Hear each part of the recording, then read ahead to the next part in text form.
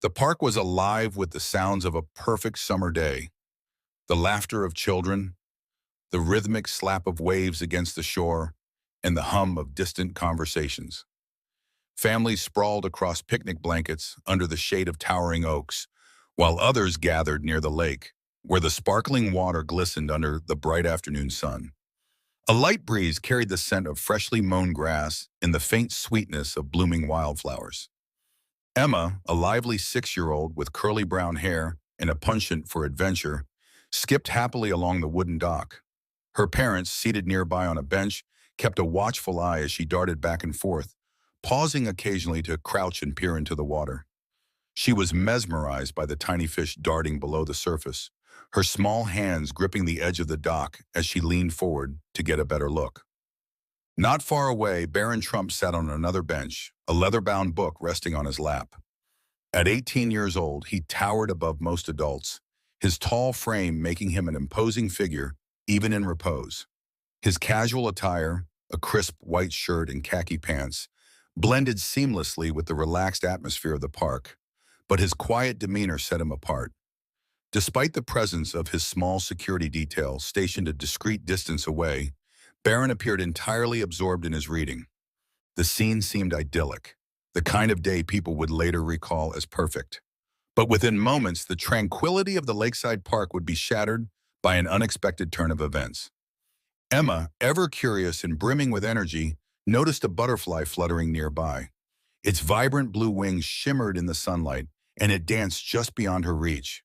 With a squeal of delight, she bounded after it, her focus entirely on the delicate creature as it led her closer to the edge of the dock. "Emma, be careful," her mother called out, sensing the potential danger. But the warning came too late. As Emma reached for the butterfly, she misjudged her step, her small foot slipping on the weathered wooden boards.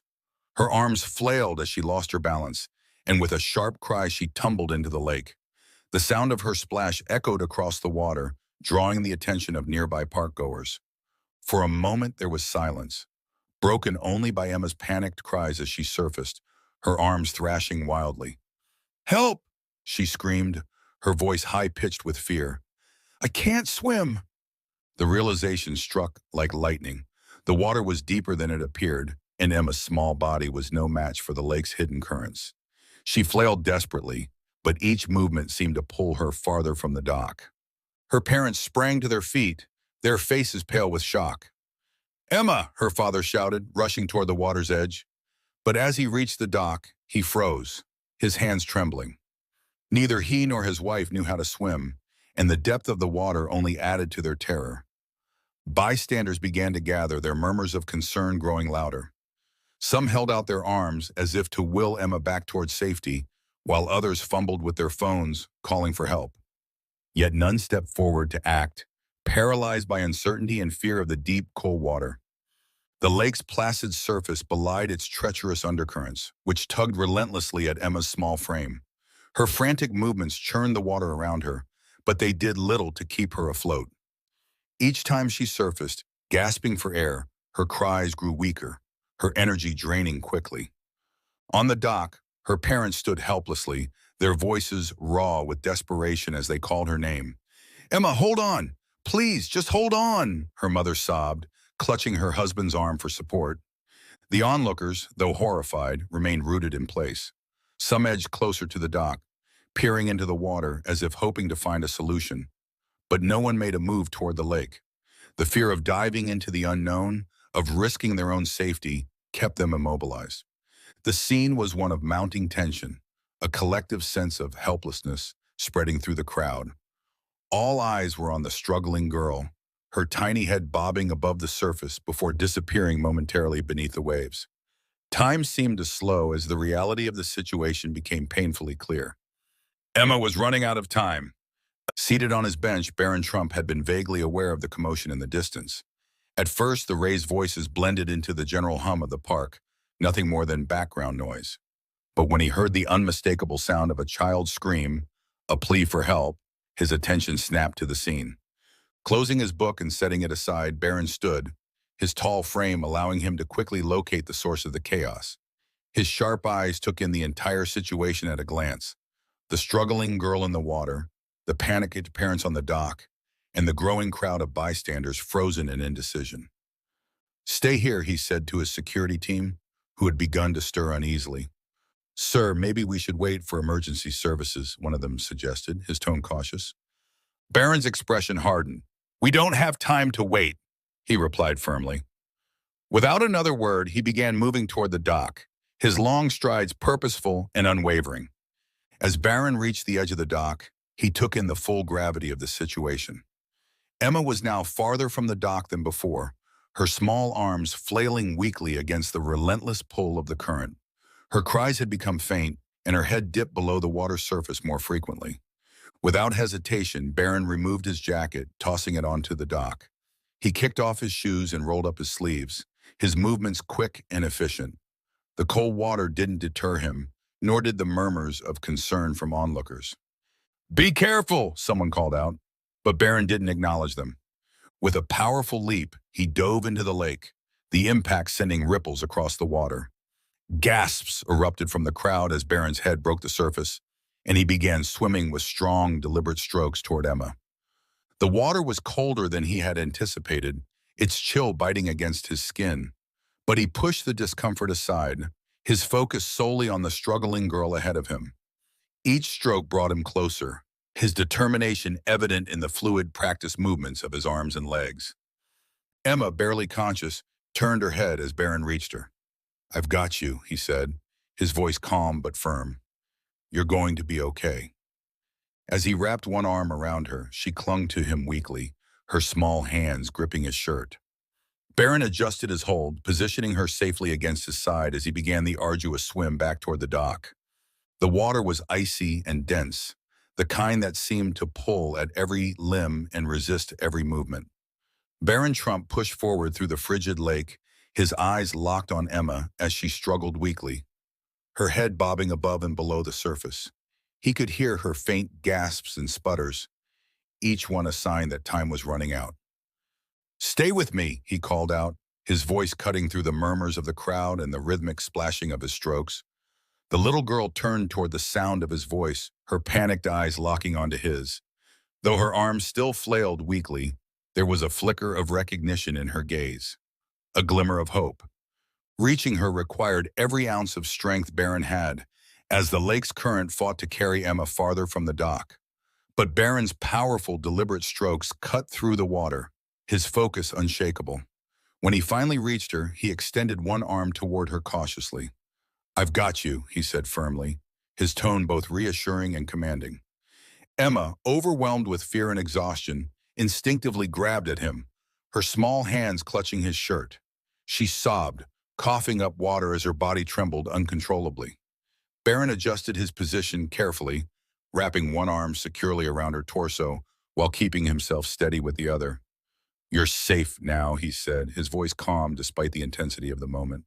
"I'm going to take you back. Just hold on." Emma whimpered but nodded, her head leaning against his chest. The weight of her small body was nothing compared to the challenge of swimming against the current. But Barron didn't hesitate. With Emma safely in his grasp, he turned toward the dock and began the arduous journey back. Swimming back to the dock proved to be far more difficult than Barron had anticipated. The lake's current, subtle and unnoticeable from the shore, felt like an invisible force working against him with every stroke. Holding Emma securely in one arm left him with only the other to propel them both forward, adding to the challenge. The cold water sapped his energy quickly, but Barron gritted his teeth and pushed forward, his determination unyielding. Every few strokes, he glanced toward the dock, using it as a marker to measure their progress. It felt maddeningly slow, as though the distance between them and safety remained unchanged despite his efforts. On the dock, the crowd watched with bated breath, their earlier hesitation replaced by awe at Barron's bravery. "He's almost there," someone shouted, their voice carrying over the water. Others murmured words of encouragement, though none could truly grasp the physical strain Barron was enduring. Suddenly, a bystander near the edge of the dock grabbed a life preserver from a nearby emergency station. "Catch this!" the man shouted, hurling the preserver into the water. The orange ring landed several feet ahead of Barron, who surged toward it with renewed determination. Reaching the preserver was a small victory, but it made all the difference. Barron looped his free arm through the ring and held onto Emma tightly with the other. The added buoyancy eased the strain on his muscles, allowing him to focus on navigating them both toward the dock. Almost there, he muttered under his breath, his voice more for himself than for Emma. She was quiet now, her breathing shallow but steady, her small body shivering against his chest. Barron's strokes became slower but more deliberate, each one bringing them closer to safety. Finally, the dock loomed just ahead, and a group of bystanders reached down, their arms extended to help. Barron used his remaining strength to guide Emma toward them, lifting her upward with the preserver's support. "Take her," he shouted, his voice hoarse but resolute. Hands closed around Emma, pulling her onto the dock with care. Barron followed moments later, gripping the edge of the dock as several people helped haul him out of the water. Exhausted and drenched, he collapsed onto the wooden planks, gasping for air. The dock was a hive of activity as the rescue reached its emotional climax. Barron and Emma were pulled from the lake amidst gasps and murmurs from the gathered crowd. The air, heavy with tension moments earlier, now seemed to thrum with a collective exhalation of relief. Emma's parents rushed forward, their faces streaked with tears, as they scooped their shivering daughter into their arms. "Emma," her mother cried, her voice cracking with raw emotion. She clutched the little girl tightly, as though holding her was the only way to make the nightmare truly end. "Sweetheart, you're okay. You're okay." She kissed Emma's wet forehead repeatedly, her own face damp with tears. Her father knelt beside them, his hands trembling as he stroked Emma's damp curls. "Thank God," he whispered, his voice breaking as he repeated the words like a mantra. "Thank God. I thought we'd lost you." His eyes, red and swollen, darted toward Barron, who sat nearby, soaked and exhausted but steady. Barron leaned heavily against the dock's railing, his breathing ragged as he tried to catch his breath. Water streamed from his clothes, pooling around him in small puddles. His damp hair clung to his forehead, and his chest rose and fell with the effort of the swim and the rescue. Despite the physical toll, his expression was calm, his eyes fixed on Emma as though he needed to see for himself that she was truly safe. Nearby, a bystander handed Emma's parents a thick blanket. "Here," she said softly, "wrap her in this. It'll help." Emma's mother took the blanket gratefully, draping it around her daughter's trembling frame. The little girl coughed a few times, her small body racked with shivers, but she nestled into her mother's arms, her breathing gradually steadying. "You're okay now, sweetie," her mother murmured, stroking her back gently. "You're safe. Everything's going to be fine." The crowd, which had remained tense and silent throughout the ordeal, suddenly erupted into spontaneous applause. Cheers and shouts of admiration filled the air as people turned their attention to Barron. "You're a hero," someone called out from the back of the crowd. "That was incredible," another voice added. Barron, still catching his breath, managed a faint smile, though his gaze remained focused on Emma. He watched as the color returned to her cheeks and her small body relaxed against her mother's chest. "She's okay," he said softly, almost to himself, as though saying it aloud made it feel more real. The applause grew louder and a few people moved closer to offer their thanks. One of them, a man in his 50s with a weathered face and kind eyes, crouched beside Barron and placed a firm hand on his shoulder. "You saved her life, son," he said, his voice filled with admiration. "That was the bravest thing I've ever seen." Barron glanced up at the man, his tired expression softening. "I just did what needed to be done," he said quietly. "I couldn't stand by and do nothing." The man nodded, his respect for the young rescuer evident. "Not everyone would have jumped in like that. You didn't hesitate. That girl's alive because of you." Barron nodded slightly, his lips pressing into a thin line. While the praise was appreciated, he seemed eager to shift the focus back to Emma. "How's she doing?" he asked, turning his gaze toward the little girl, who was now sitting upright in her mother's lap, wrapped snugly in the blanket. "She's a little cold and shaken," the man replied, following Barron's gaze. "But she'll be just fine, thanks to you." A few more people stepped forward, offering words of thanks and admiration. One young woman held her phone, still recording, her voice shaking as she said, "I got it all on video. People need to see what you did. It was amazing." Barron raised a hand slightly, signaling for calm. It's not about me, he said, his voice steady but humble. She needed help, and I was in the right place at the right time. That's all. The crowd murmured in agreement, but their admiration didn't waver. The spontaneous applause resumed, and some even called out his name, having learned it from whispers among the bystanders. As the commotion continued, Emma's parents approached Barron, their gratitude spilling over. Emma's mother knelt beside him, tears still streaming down her face. "Thank you," she said, her voice trembling with emotion. "You saved my baby. I don't know how we can ever repay you." Her husband extended a hand, his grip firm as he shook Barron's. "You didn't just save her. You saved us. We would have been lost without her." "Thank you doesn't feel like enough." Barron met their eyes, his own expression calm but sincere. "You don't have to repay me," he said gently. "I'm just glad she's okay. That's what matters." Emma, now sitting up fully, looked over at Barron. Her wide eyes were still glassy from tears, but there was a spark of recognition in them. You, you helped me," she said softly, her small voice carrying a mixture of awe and gratitude. Barron smiled faintly and nodded. "I'm glad I could," he said. "You're very brave. You know that?" Emma blinked, processing the words before managing a small, shy smile. She reached out a tiny hand, which Barron took gently, the gesture solidifying a quiet but profound connection between the two.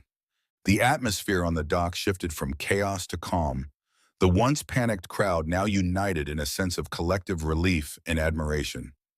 As the sun dipped lower in the sky, casting warm hues across the water, the story of what had just happened began to take shape in the minds of everyone who had witnessed it. It was a story of courage, quick thinking, and the quiet heroism of a young man who refused to stand by when it mattered most. Barron, though visibly drained, seemed satisfied knowing that Emma was safe. He leaned back against the railing, letting the cheers and gratitude wash over him without seeking to bask in them.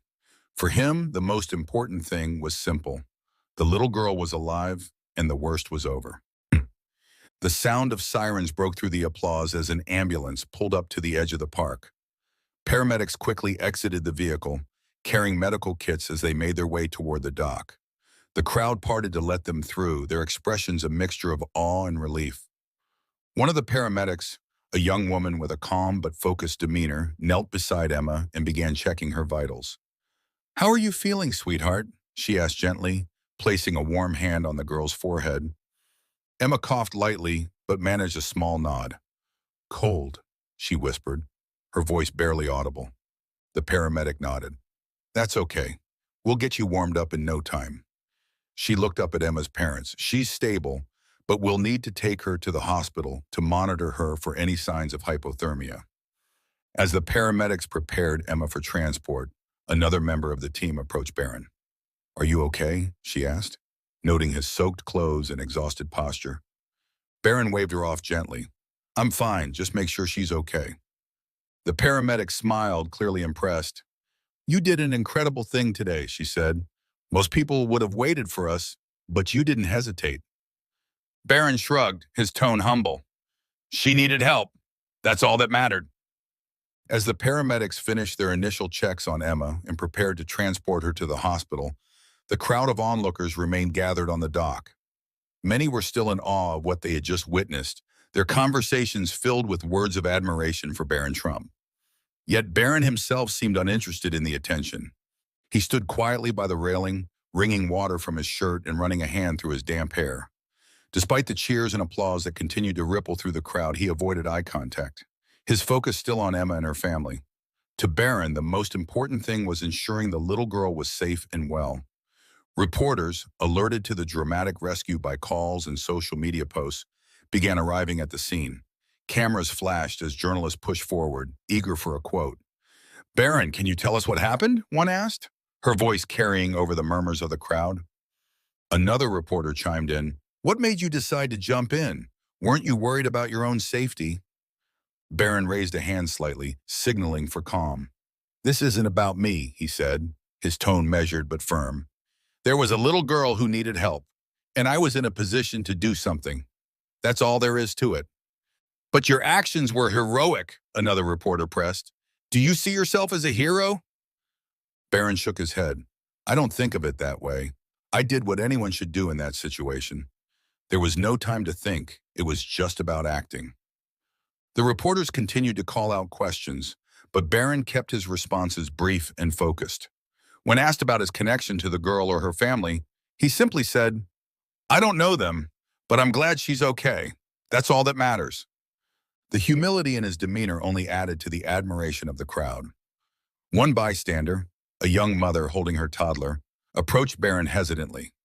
"Thank you," she said softly. "I think we all froze watching you go in.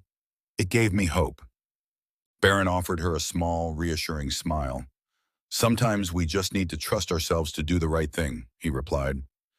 Meanwhile, social media had erupted with posts and videos documenting the rescue. A bystander's clip showing Barron diving into the lake and pulling Emma to safety quickly went viral, with hashtags like Hero Barron and Pod Courage in Action, trending within hours. People from around the world praised his bravery, many commenting on the rare combination of humility and decisiveness he had displayed. Still, Barron seemed unbothered by the growing attention. As Emma was loaded into the ambulance, he approached her parents, who were visibly emotional. "She's going to be fine," he said gently, his towering frame seeming almost protective. Emma's mother, still clutching her daughter's damp blanket, looked up at him with tears streaming down her face. "Thank you," she said, her voice trembling. "I don't know how we can ever repay you." "You don't need to repay me," Barron replied. "Just be there for her. That's all that matters." As the ambulance pulled away, Barron turned to leave, but the crowd wasn't ready to let him go unnoticed. They began clapping again, their applause swelling with gratitude and admiration. Barron gave a small wave of acknowledgement before retreating quietly to his bench, where his security team was waiting. By the time Barron had dried off and prepared to leave the park, the story of his heroic rescue was already making waves online. The viral video, captured by a bystander, showed Barron leaping into the lake and swimming toward Emma, his calm determination evident even through the shaky footage. Within hours, news outlets around the world picked up the story, running headlines like, "Barron Trump saves young girl from drowning in heroic rescue," and "Teenagers' quick thinking prevents tragedy at Lakeside Park." Social media was ablaze with praise. Celebrities, politicians, and everyday people shared the video with comments lauding Barron's bravery.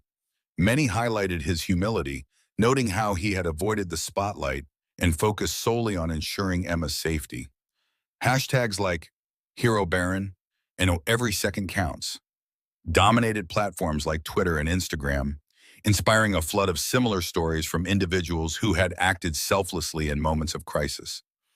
Emma's family, overwhelmed with gratitude, gave an emotional interview to a local news station. "We thought we had lost her," her father said, his voice breaking. But Barron didn't hesitate. He jumped in without a second thought and brought her back to us. "He's our guardian angel." Emma, still recovering at the hospital, was shy when asked about the rescue, but managed a small smile. "He was nice," she said softly. "He said I was going to be okay." The story also sparked broader conversations about the importance of life-saving skills. Community centers and organizations reported a surge in interest in swimming lessons and CPR training, with many citing Barron's actions as their motivation. This incident reminds us how critical it is to be prepared for emergencies. One instructor said during an interview, "You never know when you might have to step in and save a life." Barron, meanwhile, continued to shy away from the spotlight. When asked for further comments, he kept his responses simple and focused on the broader message. "I hope this inspires others to act when they see someone in need," he said in a brief statement. "We all have the ability to make a difference. It's just a matter of choosing to." The ripple effect of Barron's actions extended far beyond the park that day. Schools and youth organizations used the story as an example of courage and leadership, encouraging young people to think about how they could contribute to their communities. Online forums buzzed with discussions about heroism, with many reflecting on the importance of empathy and quick thinking in everyday life. Months later, Emma's family organized a community event to honor Barron and raise awareness about water safety. The gathering drew hundreds of attendees, including Barron himself, who arrived quietly and spent most of the event talking with children and parents. When asked to speak, he kept his message brief. "Courage isn't about being fearless. It's about doing what's right, even when you're scared. I hope we all remember that. The story became a lasting reminder of how a single act of bravery could inspire countless others. For Emma and her family, it was a miracle that brought them hope and gratitude. For Barron, it was a moment that showcased the power of humility and determination. And for the world, it was a testament to the ripple effect of courage, proving that even one decision made in the heat of the moment could create waves of change far beyond the surface.